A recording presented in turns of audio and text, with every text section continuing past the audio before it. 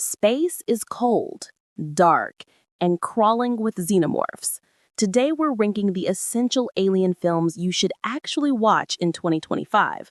What still slaps, what's aged weird, and where the franchise went next. Stick around for the skip without FOMO pick at the end. Quick ground rules.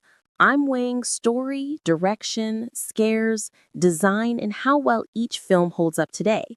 We're covering the core Ridley Scott James Cameron line plus the freshest chapter. TV spin-offs and crossovers aren't the focus here. Movies only. 1. Alien, 1979. The Blueprint. Ridley Scott's original is still the high watermark for sci-fi horror. The slow dread, the blue steel production design by Michael Seymour, and the industrial claustrophobic photography of Derek Vanneland create a haunted house in space that never stops squeezing your chest. Add Derry Goldsmith's score and H.R. Geiger's nightmare biology. This is art that also makes you want to sleep with the lights on. Also groundbreaking, Ripley as a fully capable survivor, not a trope. If you only watch one, make it this.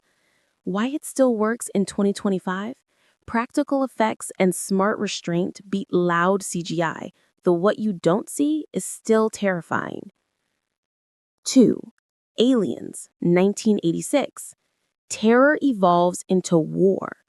James Cameron doesn't remake Alien, he escalates it into a siege thriller without losing the dread.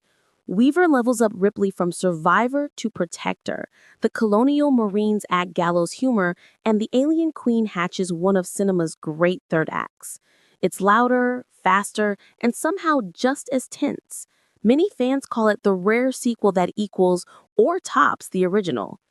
Why it still works in 2025? It's relentless but character first, and the miniature and animatronic work holds up shockingly well in HD. 3. Prometheus, 2012. Gorgeous, head-scratching, big think. Ridley Scott returns with the creation myth. Engineers, black goo, and an android named David who's as fascinating as he is unsettling. The first half is moody, meticulous sci-fi. The back half stumbles with some famously bad decisions by very smart scientists. Still, the ambition, production value, and Michael Fassbender's performance make it a worthy watch. Written by John Spates and Damon Lindell, starring Noomi Rapace, Charlize Theron, and Idris Elba. Why it still works in 2025? It asks chewy questions about creators and creations and looks stunning doing it. 4. Alien Covenant 2017. Meaner, messier, scary again. 10 years after Prometheus in the timeline, colonists land on a perfect world and find David waiting. Ridley leans back into horror, spores, backbursters, and a brutal finale. The plot can zig when you expect a zab, but the creature feature energy and David's god complex keep it gripping. Fassbender playing off Fassbender is worth the ticket alone. Why it still works in 2025? It marries myth building with gnarly set pieces, and the Neo and Xenomorph work is vicious. 5. Alien Romulus, 2024. A nasty, nerve-shredding return.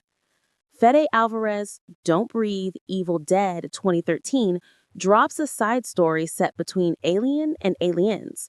Young colonists scavenge a derelict facility and wake up something hungry.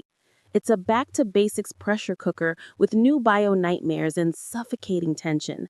Not every swing lands, but the practical-leaning gore and oppressive atmosphere feel faithful in the best way. The skip without FOMO pick. Alien 3 has passionate defenders, but even David Fincher has disowned the theatrical cut after a famously messy production. If you're curious, the assembly cut is the way to sample it. Otherwise, you won't miss key canon by focusing on the 5 above.